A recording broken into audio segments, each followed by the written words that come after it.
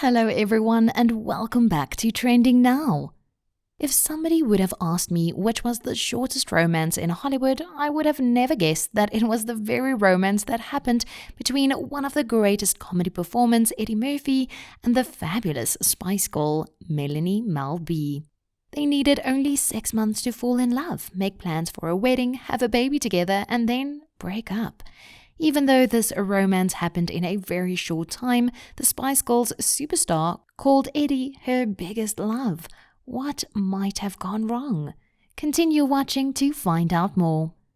There might have been other love stories and heartbreaks, but I bet you that you cannot find a relationship that went so far as including voodoo.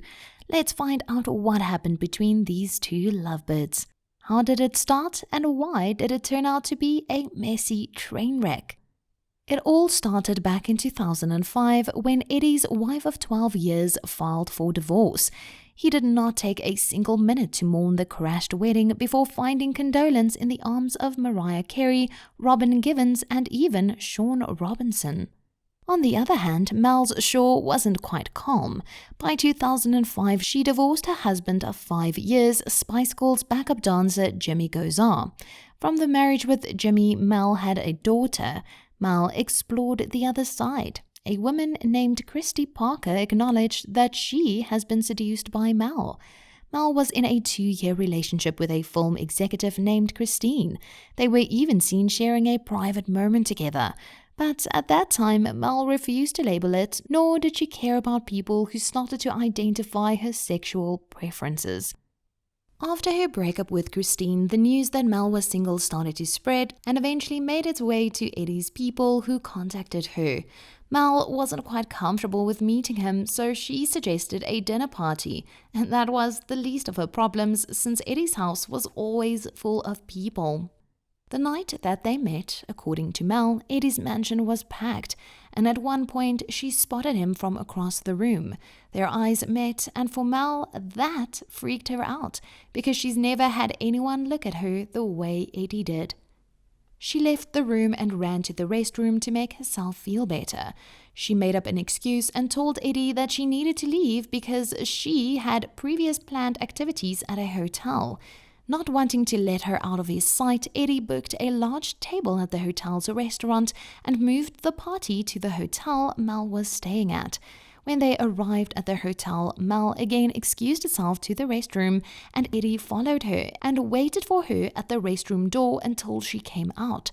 He escorted her to the dinner table to make sure she doesn't try to get out of the dinner party twice in one night. The next day, Eddie called her with an unusual request by asking her to see him every day for a few days. Since he wasn't the type of person that loved to go out, he asked her if she would mind going to his house. She agreed, and the two of them started to see each other every day, and as Mel described that period of time, it was a time where they were like two excited little kids. At Eddie's Beverly Hills Magical Kingdom, they watched all Elvis Presley's old movies, they opened up about their past and childhood, and even spending time in foster care. According to Mel, Eddie's home had everything he needed. Even Stevie Wonder would stop by and sing and play the piano together with Eddie.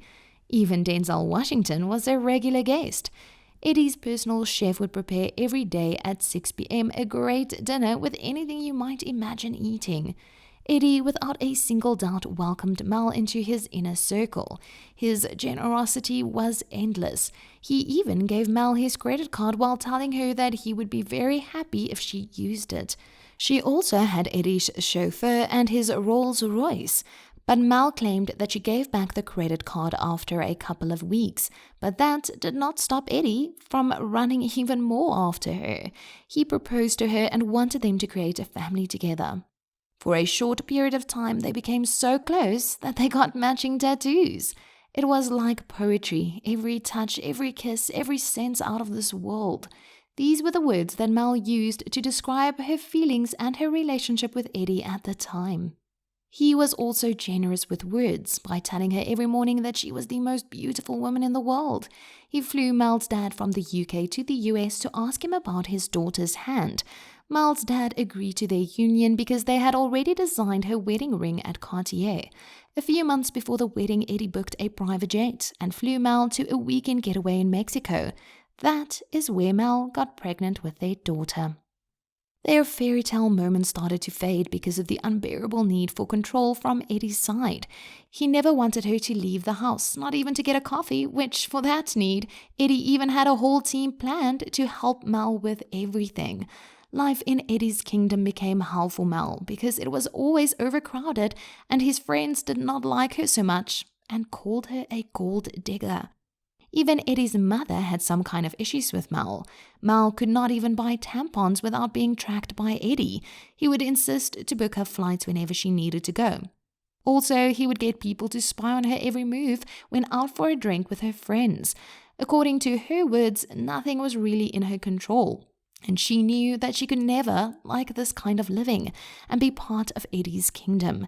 Edie shut every one of Mel's ideas down, including the one where she suggested that they should buy a house together so they could live in peace with no crowds or guests around them. According to some close friends of Mel's, she moved out of Eddie's mansion in order to get Edie to come to his senses and get back together again. She went straight to her hometown in London just for some time to help her clear her mind, while Edie wouldn't care less, even though he tried to get in touch with her a couple of times.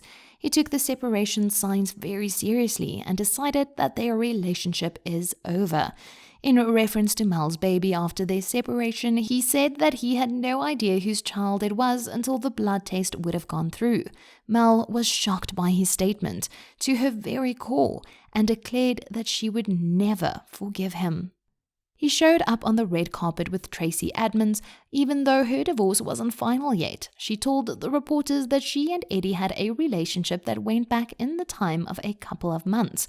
Mel did not drop the gun yet and still wanted to fight for her man. In order to do that, she got together with a voodoo performer and performed a voodoo ceremony which included Eddie's boxes, her panties, and a letter that involved all the names of the people that were included in their situation. They put everything in a jar and buried it.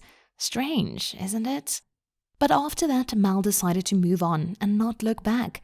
She gave birth to her daughter on Eddie's 46th birthday. He and Tracy were already engaged and got the ring from Cartier. Very ironic though. A DNA test followed the birth of the daughter, and it proved that Edie was the father. He did not show interest in being involved. On New Year's Day 2008, Tracy and Edie got married and went to Bora Bora. They wanted to release the news as a surprise when getting back, but instead they broke up after 2 weeks. Maybe the voodoo ceremony that Mel performed was useful after all. Mel moved on with Stephen Belafonte in 2007 after 2 months of courtship. He was a father figure and Mel gave birth to her third child. After some time, her relationship with Stephen became toxic. Mel claimed that she would even take substances every day to escape the hell that she was living in with Stephen. Angel, the daughter of Edie and Mel, began to have a loving relationship with her father, much like all of his children. She even attended the same school as the other children, so they could be in touch all the time and reach the same level of education. Mel divorced Stephen and agreed to pay $40,000 per month for spousal support and $5,000 in child support. While single, Mel still says that her heart truly belonged to Edie. They tried to develop a normal co-parenting relationship, and it broke when Mel went to the court and asked that the child support be increased because her income decreased due to the global pandemic, and also Edie stopped paying for her daughter's educational costs. What do you think of their relationship? Tell us your opinion in the comment section down below. If you enjoyed this kind of content, make sure to like and subscribe to our channel for more. Thanks for watching.